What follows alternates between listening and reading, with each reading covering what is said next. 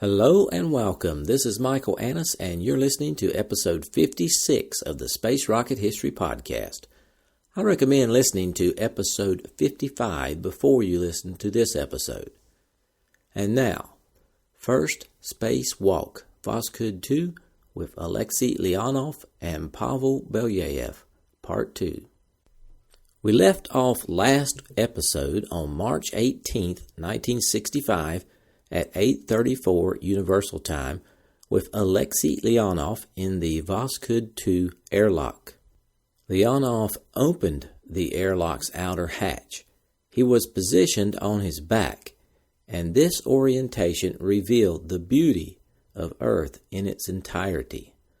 His heart began to race as he pushed his upper body outside and saw the deep blue vista of the Mediterranean Sea, fringed by the recognizable shapes of Greece and Italy, and farther east, the Crimea, the Caucasus Mountains, and the Volga River. By now he had pulled his feet onto the outer rim of the airlock, and, confident that his 5.35-meter tether would keep him securely anchored to the spacecraft, he pushed away. Humanity's first EVA had begun. The exit into space took place just before reaching the radio horizon of the ground station at Yevpatoria in the Crimea. It was this station that picked up the TV image of Leonov swimming in space. This image is what TV viewers all over the world saw later that day. Here is an audio clip of Leonov on his walk. Нахожусь на обрыве шлюза, самочувствие отличное, потому вижу облачность моря, Кавказ вижу под собой. Leonov began his spacewalk 94 minutes into the mission at the end of the first orbit. It lasted 12 minutes and 9 seconds, beginning over north-central Africa and ending over eastern Siberia. Now it was time to go back in, but there was a problem. The Berkut Golden Eagle spacesuit had ballooned, and Alexei was having trouble getting back into the airlock. This is how Leonov described his spacewalk experience. As I pulled myself back toward the airlock, I heard Pasha talking to me. "It's time to come back in." I realized I had been floating free in space for over 10 minutes. With some reluctance, I acknowledged that it was time to re-enter the spacecraft. Our orbit would soon take us away from the sun and into darkness. It was then I realized how deformed my stiff spacesuit had become, owing to the lack of atmospheric pressure. My feet had pulled away from my boots and my fingers from the gloves attached to my sleeves, making it impossible to re-enter the airlock feet first. I had to find another way of getting back inside quickly, and the only way I could see to do this was pulling myself into the airlock gradually, head first. Even to do this, I would carefully have to bleed off some of the high-pressure oxygen in my suit via a valve in its lining. I knew I might be risking oxygen starvation, but I had no choice. If I did not re-enter the craft within the next 40 minutes, my life support would be spent anyway. The only solution was to reduce the pressure in my suit by opening the pressure valve and letting out a little oxygen at a time as I tried to inch inside the airlock. At first, I thought of reporting what I had planned to do to Mission Control, but I decided against it. I did not want to create nervousness on the ground, and anyway, I was the only one who could bring the situation under control. But I could feel my temperature rising dangerously high, with a rush of heat from my feet traveling up my legs and arms, due to the immense physical exertion from all the maneuvering. It was taking far longer than it was supposed to, even when I at last managed to pull myself entirely into the airlock, I had to perform another almost impossible maneuver. I had to curl my body around in order to close the airlock, so Pasha could activate the mechanism to equalize the pressure between it and the spacecraft. Once Pasha was sure the hatch was closed and the pressure had equalized, he triggered the inner hatch open, and I scrambled into the spacecraft, drenched with sweat, with my heart racing. The serious problems I had experienced when re-entering the spacecraft were thankfully not televised. From the moment our mission looked to be in jeopardy, transmissions from our spacecraft, which had been broadcast on both radio and television, were suddenly suspended without explanation. In their place, Mozart's Requiem was played again and again on state radio. My family was therefore spared the anxiety they would have to endure had they known how close I was to being stranded in space. They were also spared the trauma they would have suffered had they known the grave danger that Pasha and I faced in the hours that followed. For the difficulties I experienced re-entering the spacecraft were just the start of a series of dire emergencies that almost cost us our lives. It took Leonov 10 to 12 minutes to re-enter the airlock, and he got back inside just in time for the spacecraft's pass over the ground stations in the Soviet Far East. Many years later, Leonov described the reaction his family had during his spacewalk.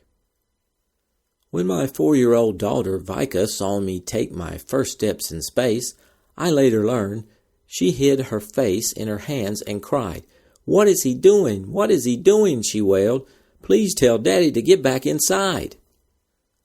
My elderly father was upset too, not understanding that the purpose of my mission was to show that man can survive in open space. He expressed his distress to journalists who had gathered at my parents' home. "Why is he acting like a juvenile delinquent?" he shouted in frustration. "Everyone else can complete their mission properly inside the spacecraft. What is he doing clambering about outside? Somebody must tell him to get back inside immediately. He must be punished for this." My father's anger soon gave way to pride when he heard a live broadcast of President Leonid Brezhnev's message of congratulations beamed up to me from the Kremlin via Mission Control. This is what Brezhnev said, quote, "We members of the Politburo are here sitting and watching what you are doing. We are proud of you. We wish you success. Take care. We await your safe arrival on Earth." End quote. Chief designer Korolev stated after the EVA that Leonov could have remained outside for much longer than he did, while chief theoretician Keldysh said that the EVA showed that future cosmonauts would find work in space easy. The government news agency TASS reported that outside the ship and returning, Leonov feels well. Doctors reported that Leonov nearly suffered a heat stroke. His core body temperature increased by 1.8 degrees C in 20 minutes. Leonov said he was up to his knees in sweat, which sloshed in the suit.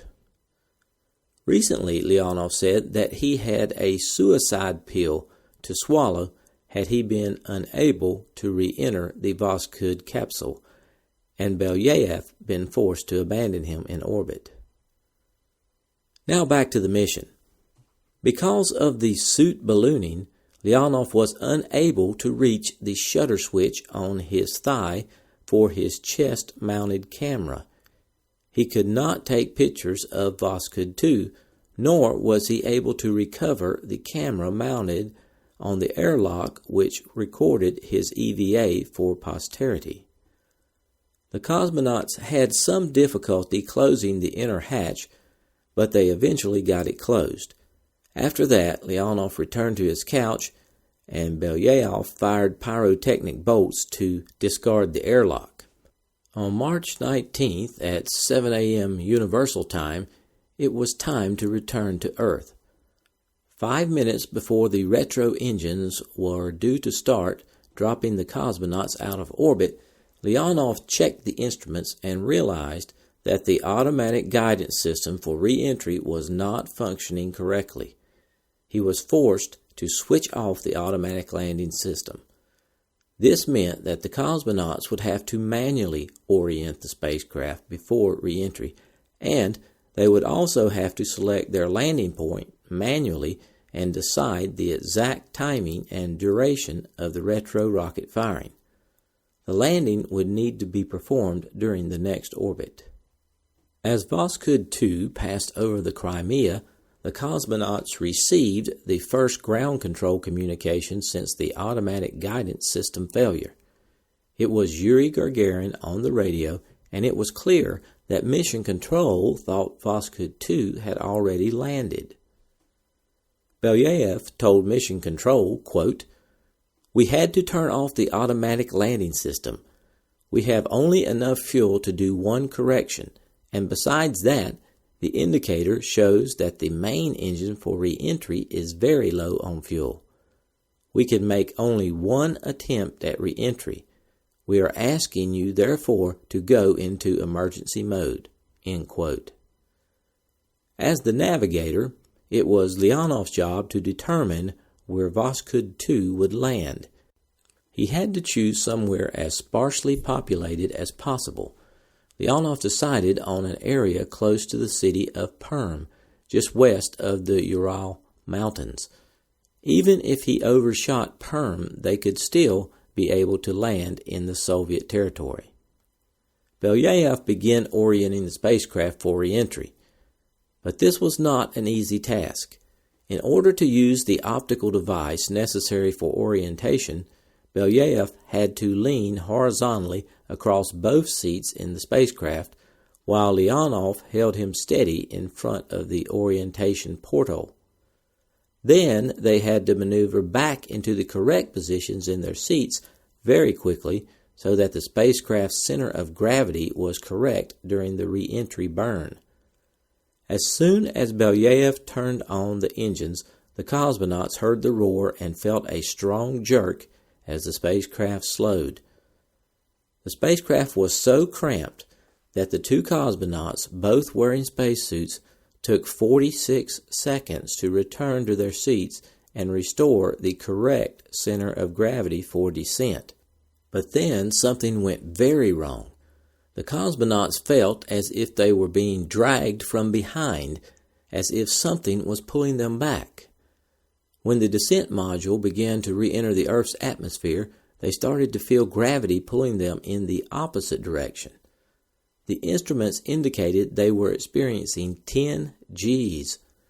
The G-force was so strong that some of the small blood vessels in the cosmonauts' eyes burst.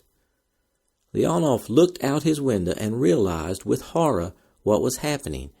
A communications cable still connected the landing module with the orbital module, and as they rapidly entered the denser Earth atmosphere, the cable had become the two modules' common center of gravity, and they were spinning around it. The spinning eventually stopped at an altitude of about 100 kilometers when the connecting cable burnt through and the descent module slipped free. Then they felt a sharp jolt as the first drogue chute and then the landing chute deployed. Everything became very peaceful and very calm. They could hear and feel the wind whistling in the straps as the modules swung gently on the landing chute. Suddenly, everything became dark. They had entered cloud cover. Then there was a roaring as the landing engine ignited just above the ground to break the speed of descent. Finally, the spacecraft stopped. They had landed in 2 meters of thick snow. The 46-second delay of the cosmonauts returning to their seats and the delayed separation between the orbital and the descent module caused the spacecraft to land 386 kilometers from the intended landing zone in the inhospitable forest of the Upper Kama upland, somewhere west of Solikamsk.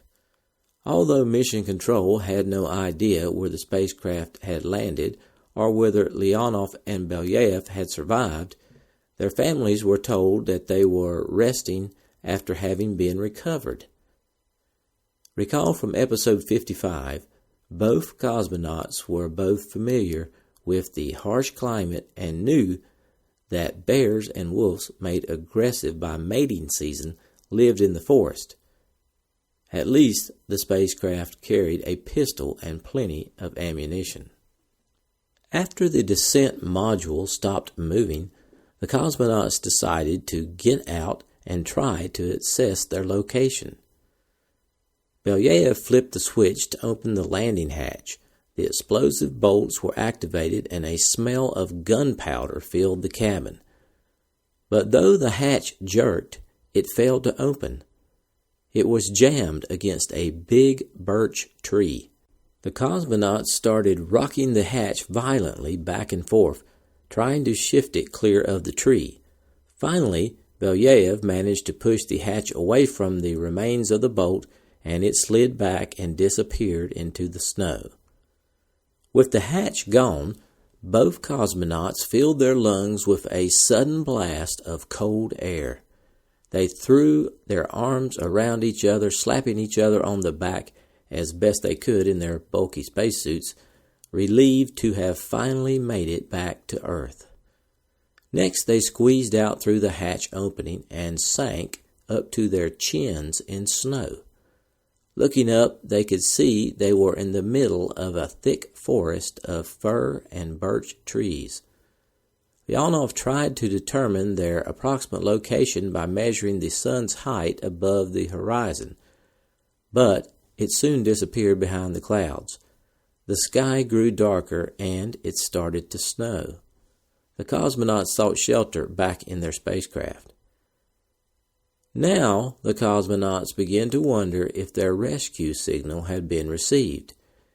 It turned out that Moscow had not received it, but it had been picked up by listening posts as far away as Bonn, Germany. More importantly, a cargo plane flying close to the landing site had also picked it up. A search party had been dispatched, and late in the afternoon, the cosmonauts heard the sound of a helicopter approaching. They plowed through the thick snow into a clearing and stood waving their arms. Eager to help, the aircraft crew tossed a rope ladder down and signaled that they should grab it and climb aboard. But that was impossible. It was a flimsy ladder, and their spacesuits were too heavy and stiff to allow them to scale the rungs. As news of Voskhod 2's location was relayed from pilot to pilot in the area, more aircraft started to circle the landing site. A bottle of cognac was tossed out of one plane, but it broke when it landed. A blunt axe was thrown from another plane, and another aircraft dropped something more useful: 2 pairs of wolfskin boots, thick pairs of trousers, and jackets. The clothes got caught in branches, but the cosmonauts managed to retrieve the warm boots. However, the sun was setting fast, and they realized that they would not be rescued that night. As it grew darker, the temperature dropped rapidly. The sweat that had filled Leonov's spacesuit while he was trying to re-enter the capsule was sloshing around in his boots up to his knees. To prevent frostbite, Leonov and Belyayev removed all their clothes and wrung the moisture out of their underwear. Then they had to pour out the liquid that had accumulated in their spacesuits. They went on to separate the rigid part of the suit from its softer lining, and then put the softer part of the suits back on over their underwear, and then pull their boots and gloves back on. Now they could move more easily. Next, they tried for a long time to pull their parachute out of the trees. so it could be used as extra insulation. But they did not succeed. As it grew even darker, the temperature dropped further still, and it began to snow much more heavily. They decided to return to the capsule for the night, but they had nothing to cover the hole left by the detached hatch, as the temperature plummeted to below minus 30 degrees C. The next morning they woke to the sound of an airplane circling overhead. Above the roar of the engines, they could just hear voices in the distance. Leonov fired a flare. Slowly a small group of men on skis came into view. Led by local guides, the rescue party included 2 doctors, a fellow cosmonaut, and a cameraman who began filming as soon as he saw them. It was to be another 24 hours before another team of rescuers could chop down enough trees to make a clearing big enough for a helicopter to land. The cosmonauts would have to survive another night in the wild, but this night was a great deal more comfortable than the first. The advanced party chopped wood and built a small log cabin and an enormous fire. They heated water to wash in a large tank flown in especially for the cosmonauts from Perm. And they laid out a supper of cheese, sausage, and bread. After 3 days with little food, it seemed like a feast. By the next morning, the cosmonauts were ready to ski 9 kilometers to a clearing where a helicopter was standing by to fly them to Perm. From there, they flew to the launch site at Baikonur, where they disembarked to find a large group waiting for them, headed by Korolev and Yuri Gagarin. Next, the cosmonauts were driven in an open-top jeep to the town of Linsk, followed by a motorcade that stretched for several kilometers. A government committee was waiting their arrival, ready with many questions about their 26-hour flight. The cosmonauts then had to deliver reports on how their mission had gone. Leonov's brief was short and to the point. Quote, "Provided with a spacesuit, man can survive and work in open space. Thank you for your attention." End quote. Here's an audio clip of the Soviet celebration of Voskhod 2. 9 astronauts have already walked down this red carpet. Now come the 10th and 11th. The commander of spaceship Voskhod 2, Pavel Belyayev, reporting. I report to the Central Committee of the Communist Party, the Presidium of the Supreme Soviet of the USSR, and to the Council of Ministers of the USSR, that the flight of spaceship Voskhod 2 has been successfully completed. The experiment with the exit of man into space from a space vehicle has been fulfilled.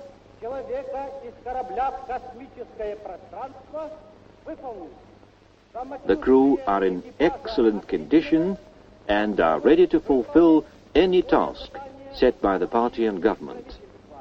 Pilot of Voskhod 2, Colonel Belyayev, reporting. The new space flight turned into new festivities for the whole country.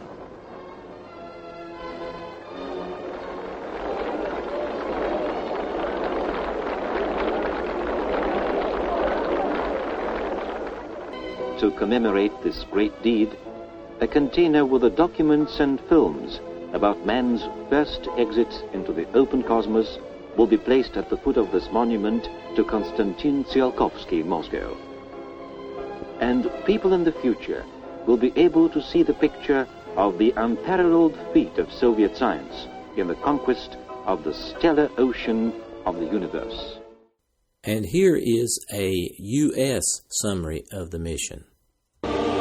Voskhod 2 follows on March 18, 1965. An hour and a half into the mission, cosmonaut Alexei Leonov floats out of the spacecraft through an inflatable airlock, becoming the first person to walk in space. Leonov stays outside the spacecraft for 12 minutes, but when he tries to re-enter the airlock, he has trouble getting back in because his suit has ballooned. He is forced to deflate the pressure of his suit just enough for him to bend the joints and get back inside. But the Soviets had chalked up another space first, walking in space before the Americans. Voskhod 2 is the last Soviet manned space flight for the next 2 years.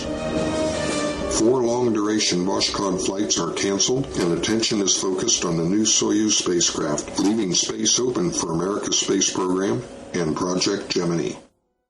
In March 1965, at the age of 30, Soviet cosmonaut Alexei Leonov made the first spacewalk in history, beating out his U.S. rival Ed White on Gemini 4 by almost 3 months. Floating outside his Voskhod 2 capsule for 12 exhilarating minutes, Leonov describes his feelings as, quote, like a seagull with its wings outstretched, soaring high above the earth, end quote. In keeping with the secrecy of the Soviet space program, few people, not even his family, knew about the spacewalk ahead of time. Even less well known was how close Leonov and his crewmate, Pavel Belyayev, came to dying on that mission. Once again, the Soviets had successfully stormed the heavens, yet this time was to be their program's high water mark. As events would demonstrate, Moscow would fail to keep pace with the surging U.S. effort. The manned Gemini missions now were at hand, and with them, America would take the lead.